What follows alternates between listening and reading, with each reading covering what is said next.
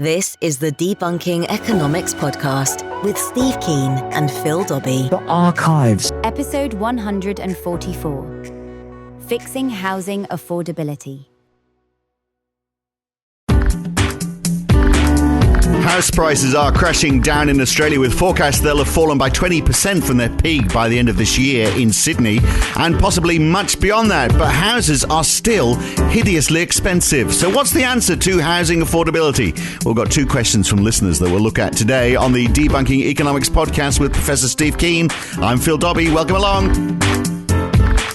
All right, Steve, we are going to combine two requests for a podcast today. One from Pieter Verhoeven, who says, rent control, a good idea. And another also related to housing affordability from Carl Gianarakis. I think that's how you say it. It'll do anyway. Change your name if I've got it wrong. How much harder is it for young Australian first home buyers today than it was for buyers who bought prior to the introduction of negative gearing?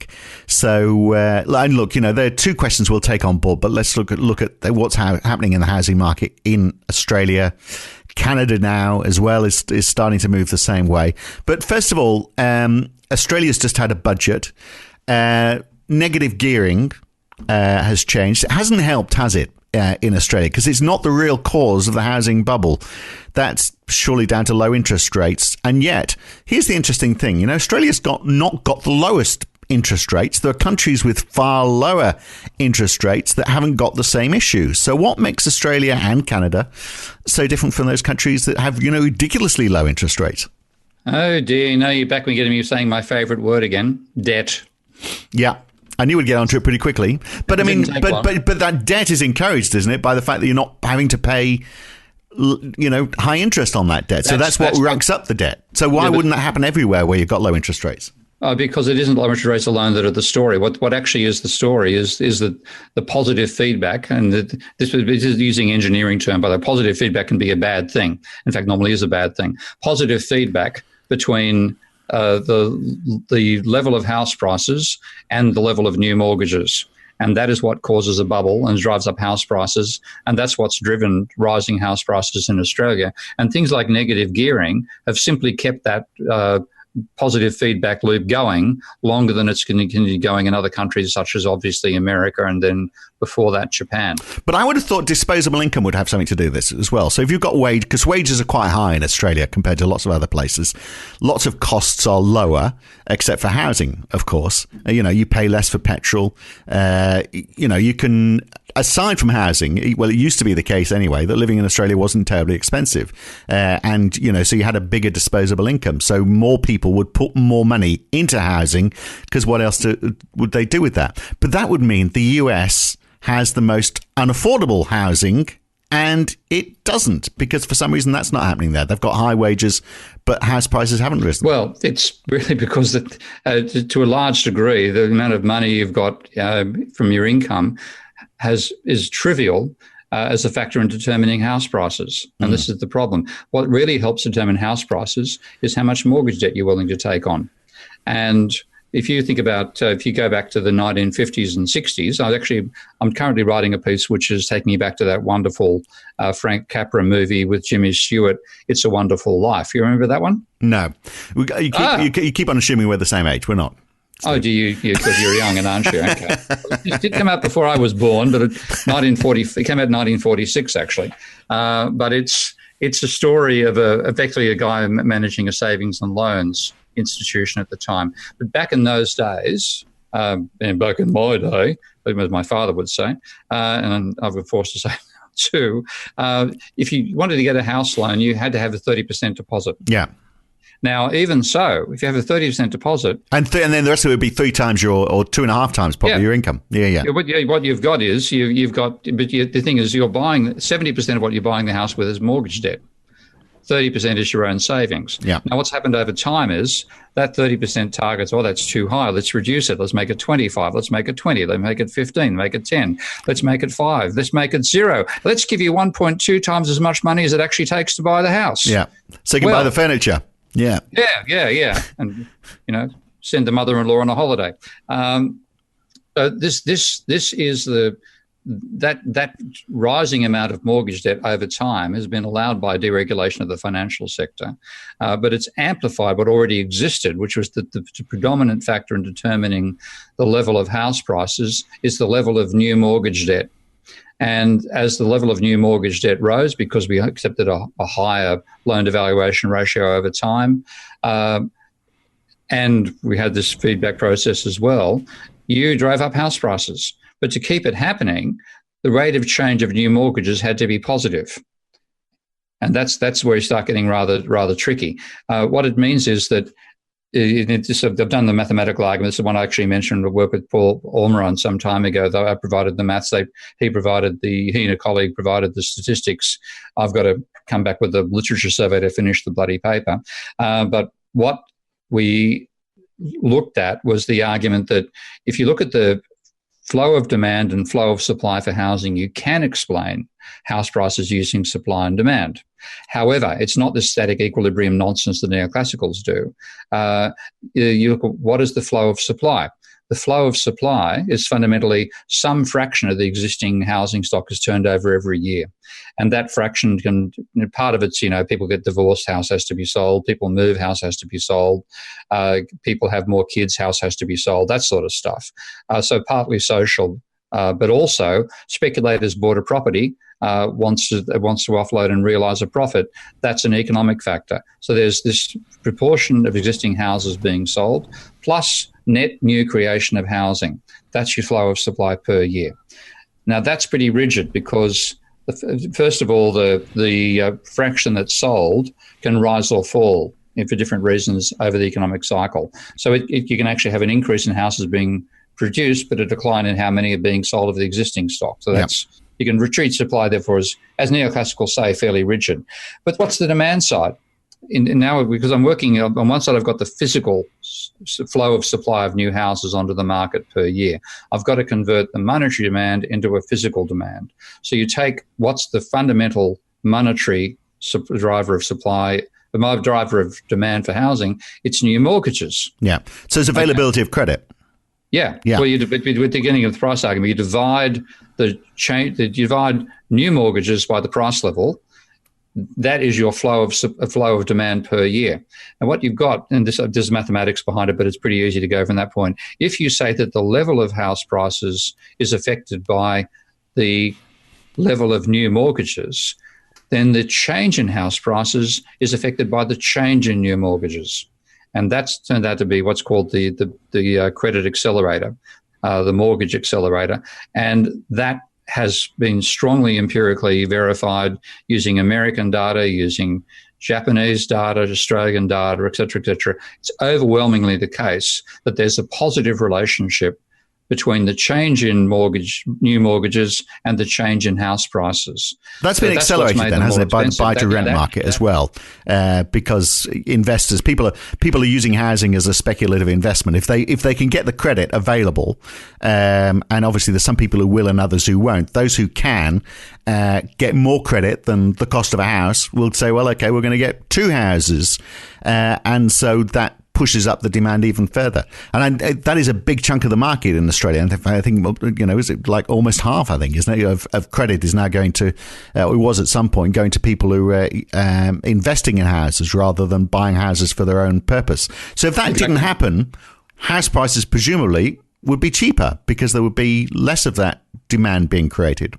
Yep. I mean, what you have is a whole range of policies that are designed with the intention of making it easier for buyers to buy houses that have actually made it easier to drive up the house prices over time. So negative gearing encourages so-called investors. I prefer the term that macro business uses in Australia to describe them speculators, but they call them speculators.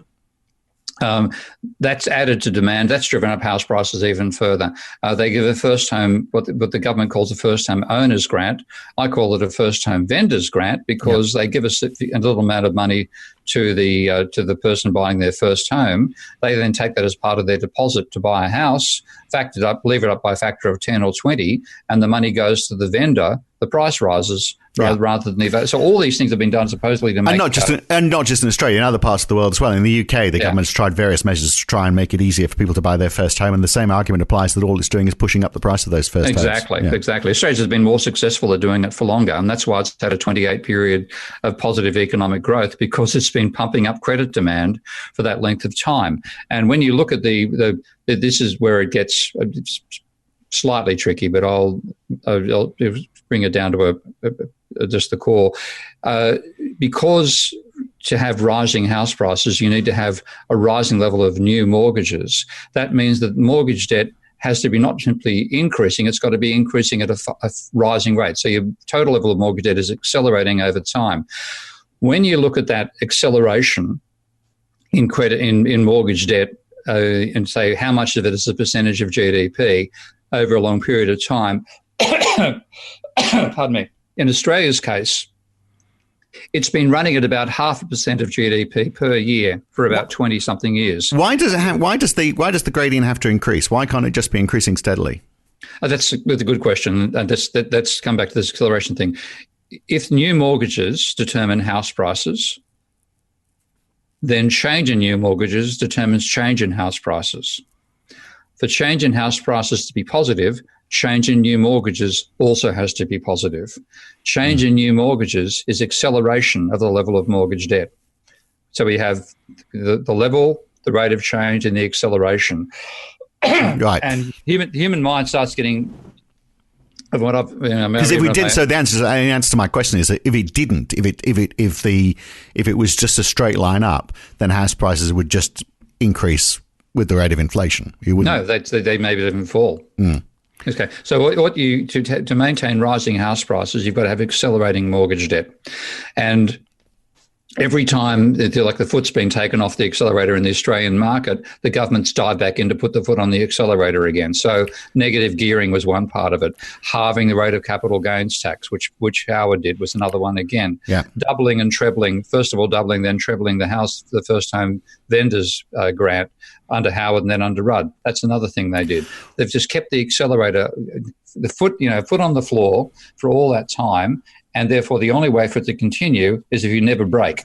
So why has everyone done this in Australia? Why are people getting into the buy-to-rent market there? I mean, you'd assume it would be giving a better return than anything else, and that Australia would be the place to buy that property. But it's not giving the best return. The positive feedback process in any dynamic gives you a rising point and then breakdown. So if you imagine being at a rock concert and saying that somebody puts one of the microphones too close to the speakers, up goes the peak, everybody covers their ears, and then the system crashes. And that's the house price bubble, house price burst. It's inevitable if you're relying upon an accelerating level of anything. And that's what we're relying upon, an accelerating level of mortgage debt.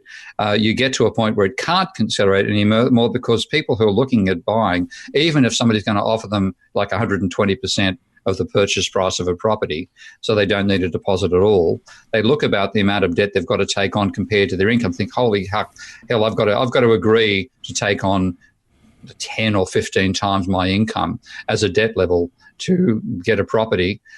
Even if I don't save any money to begin it, I'm just not going to do it. So you get a point where that acceleration ceases. And once that acceleration in mortgage debt stops, then house prices start to fall.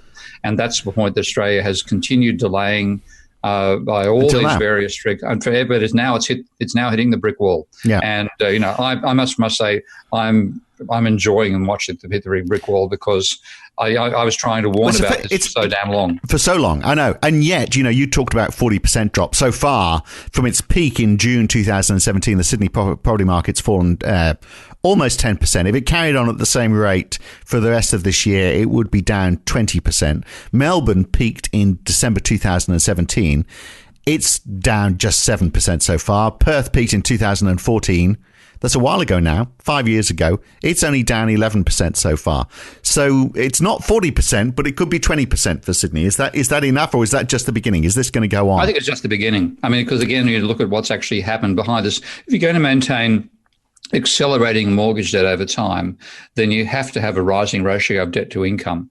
And that's what happened in Australia's case. So we have gone from having a level of mortgage debt compared to GDP, which is of the order of 30% back in the 1950s and 60s, to 120% now.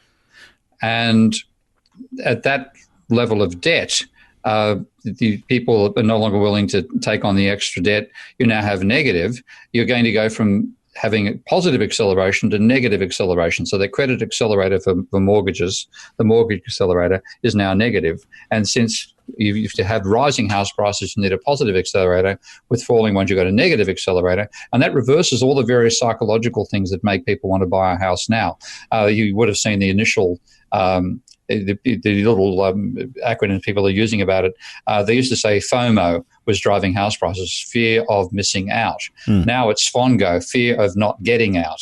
And in that situation, people are thinking, I've got to sell now rather than waiting. I'll take a lower offer than I would like to do, because if I don't take it, I'll get a lower one even in the future. So it's a learning curve for Australia, isn't it? Because this isn't happening everywhere. I mean, we saw it with the subprime crisis in the United States, but the US doesn't have a housing crisis now. Australia does, and Canada does. And as you've been saying, it's that availability of credit. It's the fact that banks are lending too much, and people have had that fear of not missing out, I should say. So it's a learning curve, and Australia's going through it right now, and there's going to be a lot of hurt as a result of it, because it's going to bring the economy down with it. But surely you don't make the same mistake twice. America hasn't. Well, I mean, America hasn't, has it? I mean, the fact that, now we're not... Mate, oh, you're such an optimist. Don't make the same mistake. No, you make it 5 times. Well, look, let me send you... I got an email in the post the other day, right? Okay. And you can see the attraction that people might have towards property investment. This is an email from a property investment company in the United Kingdom. Over the last 10 years, buy-to-let has seen a 92% return.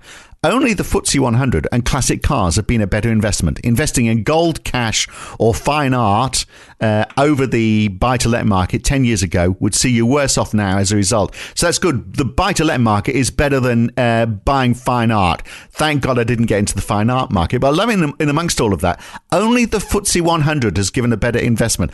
Only buying shares is a better investment than housing. So invest in shares. Don't invest in the Ponzi scheme of housing. That's a nonsense.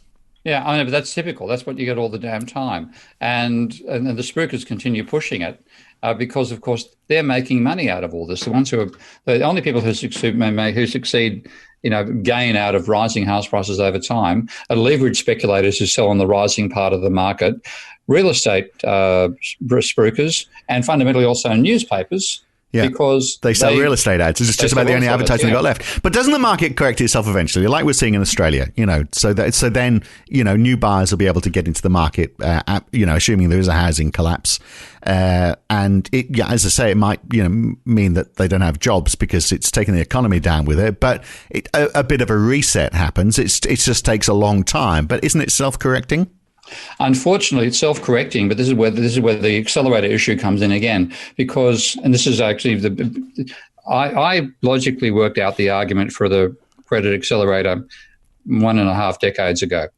I must have been a bit of intellectual cowardice here. I didn't look at the empirical data because I didn't think the empirical data would be good enough to actually confirm the relationship.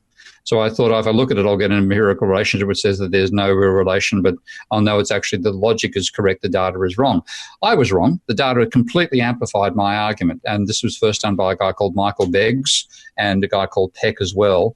And what they talked about was not just what causes house prices. They also they're called Phoenix miracles. This is where house prices rise even when mortgage debt is falling. And this is because when you've got an acceleration driving the change in house prices, you can be accelerating even while you're slowing down because you're slowing down more slowly, if you like. It's a double negative. And so this is what has happened with Ireland, happened with America as well. House prices have started to rise even though mortgage levels are falling because they're falling more slowly than they used to. So this is the complication. And what it means is that countries that had a housing bubble and made the sensible move to get out of the housing bubble, they are now seeing that house prices are rising once more. And my favourite example is Ireland, I'm afraid to say, because I was in Ireland for the Kilkenny Festival last year. And, of course, Ireland had one of the biggest bubbles and busts in housing in human history. about a threefold rise in house prices in a decade, and then almost a threefold fall on the other side. And there on the front page was the central bank governor in the island warning Ireland that house prices are not a one-way bet. So it was just 5 years after they'd halved. And here he was having to warn people that don't always rise. That's a sign of just how sick, how easy it is to make the same mistake again, because acceleration fools us. And when the Reserve Bank of Australia says, OK, we need to do something about the fact that the Australian economy is slowing so much, and it is because people are not spending because of mortgage debt, let's reduce interest rates. What impact will that have? Well, that also can encourage people back into the market because you reduce the debt servicing cost. Right. So they would see that as a good thing in terms of helping the economy, but it's kicking the can down the road. And that's exactly what the Reserve Bank has done in Australia. They have, and they allowed people to take on more debt by having a lower interest rate, but that squeezes you into. Like I did a bit of a mathematical vision of this, and some very complicated charts I did back for the Centre for Economic Policy, I think it was called, in Australia back in 2008. So is it the Centre for Economic Policy Development? That's the guys? It, thank you. Yeah. I forgot about them. On the vertical axis, I had the interest rate. On the horizontal, I had the debt to GDP ratio. And you can draw a rectangular hyperbola where anywhere along this curve, like from high interest rates but a low debt ratio, down to low interest rates and a high debt ratio, anywhere along that has the same debt servicing cost for the same percentage of your income over time. Now, what has happened is Australia has dropped the interest rate is that it's pushed us further into that lower corner. Low interest rates, higher debt ratio. Low interest rates, higher debt ratio. But at a certain point, you can't drive the interest rates for any lower. And that's the corner that Australia has negotiated its way into. But why a question I asked before, and you may give me exactly the same answer if I ask the same question. That's the Theresa May approach, isn't it? There are countries that have a much lower interest rate that haven't got this problem. They've already been through the bubble. Right. Like Japan is the classic. No. Japan. So they've learned. So they have learned. No, they haven't learned.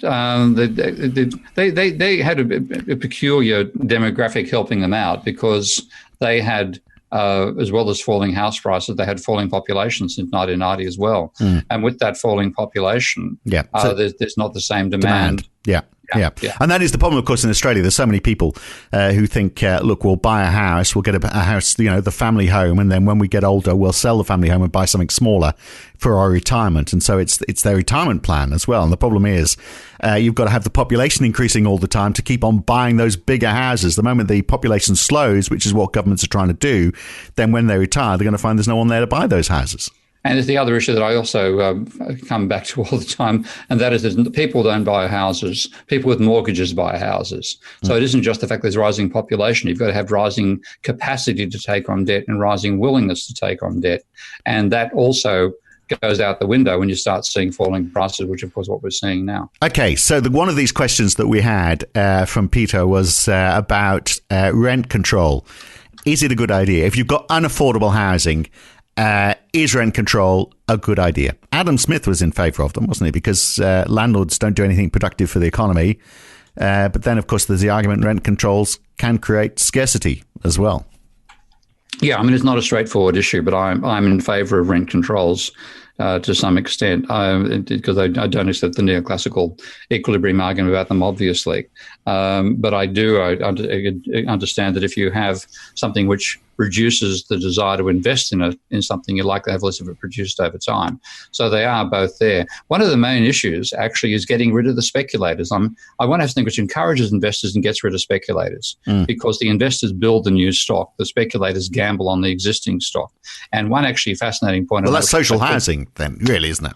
Yeah, well, the old my old man's a dustman lives in a council flat. Yeah, that restrained the extent to which private landlords could put up prices. Yeah, and we talked about this because there's places like Singapore, obviously, where the vast majority of people actually are living in public housing. But Assar Lindbeck, I should say, he's a Swedish economy from the Stockholm School of Economic Thinking. Another one that says rent controls appears to be Well, in his words, the most efficient technique presently known to destroy a city, except for bombing.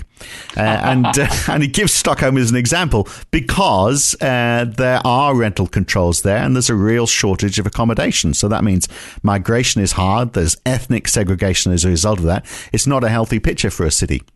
Yeah, I mean that's why I've got some negatives on rent control as well. So, but what I want to do is have like some way of reducing this, in which speculation drives up prices, because there is speculative behaviour, and in one part, people often say speculators help find prices. Speculators often help distort prices, and actually, a good friend of mine has done some excellent research on the housing market in Australia, a guy called Carl Fitzgerald. And Carl is launching a report in a short while. I think it's when it's on next Tuesday. This is in Melbourne. What he called speculative vacancies, because he realised when he looked at the supply and demand issues about house pricing, the number of vacancies compared to the number of houses in existence just didn't add up. There was something missing. And he found something like about 25% of houses are held off the market by speculators to try to help drive the prices even higher, because rent doesn't really matter to them. They're making money out of rising capital gains from rising house prices, and they're better off not even renting the houses. They're better off keeping them vacant. Yeah. So that sort of distortion. That's what. If they've got that far, they might have just bought the land and they're stockpiling the land to keep the land prices high before they even build on the. That occurs as well. There is what they call land banking. Yeah. So there are certainly issues on the supply side, but whether rent control is the way to actually address them, I am moderately sceptical. And in the Stockholm example, I can take to heart. So, but you certainly have to say, what can we do to increase the supply of rental properties for those who wish to rent? And in that case, one of the world's most successful capitalist nations, as you've mentioned, has got that worked out, public housing in Singapore. Yep. And even though they've got enormously high private house prices in Singapore, people can live quite comfortably in quite a high quality property they rent from the state. So the other question related to, how much harder is it for a young Australian, a first home buyer today, bought prior to the introduction of negative gearing? Well, I think we've said that comment from Carl. It's that those people who bought prior to the introduction of negative gearing obviously got a better deal, but it wasn't the negative gearing. It was the combination of all the circumstances that we talked about today. But those first home buyers now in Australia or anywhere, it's tough, isn't it? And they probably are going to have to accept the fact that they're going to have to rent. And but rental prices need to be contained for that to happen. And the only way that can happen is if the government gets into the housing market in a big way. To some extent, there's also house prices are falling now, and therefore all those people who are, land banking, or house banking, as you might call it, to not to give themselves the worry of having to, kick the tenants out when they want to sell something. They're going to be forced, my God, I'm losing money. I've got to sell, and I've got to get a cash flow now to service the debt I've currently got. So rents are falling in Australia right now as well, and could fall quite substantially. We have totally stuffed the housing market. And one of Carl's little graphics that I really quite enjoy, I've put on one of my tweets, says that we can put a man on the moon, but not in a house. So I do recommend following Carl on Twitter. His Twitter name is Earth Sharing. So at Earth Sharing, all one word. That'll give you Carl Fitzgerald stuff. And anybody in Melbourne, go along and go to the launch. It's quite an informative piece about how the supply side is manipulated as well as the demand side in Australia. Right. Australia does also have the problem. I don't know whether this is backed up by numbers, but just observationally, you have to live in Sydney and Melbourne by and large, don't you, if you want to have a job? And so everybody is, pitching for the same housing, for the same limited supply, whereas in the UK, you can work in London or you can work you might probably have to work in the southeast for the vast majority of jobs, but at least it's reasonably dissipated. There's places like Reading and the Thames Valley, or Birmingham, or the innovative belt that's between Oxford and Cambridge now. So it's a more spread out housing market, whereas it's very concentrated in Sydney and Melbourne. So that keeps prices high. Absolutely. That's another issue as well. But also it means when the demand disappears, it's also going to keep the plunge going on for longer. So with China. We're tied up with the China market as well. It's because a lot of buyers in China were buying for two reasons. One is to get away from the Communist Party in case things stuff up there, and I have personal friends in that situation back in Australia.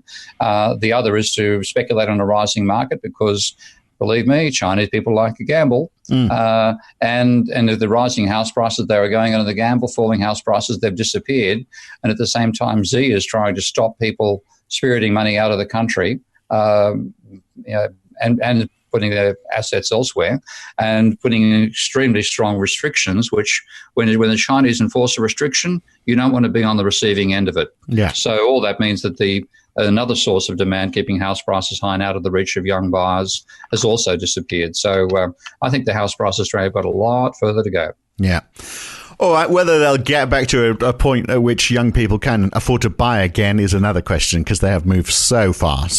But, but also, I mean, and I do sound like an old time here. Maybe they just have to also, there's an element of getting used to actually what your first home should be like. And it's probably not as big as you imagine. Mine certainly wasn't that large. People's expectations have perhaps risen to levels that are unrealistic too.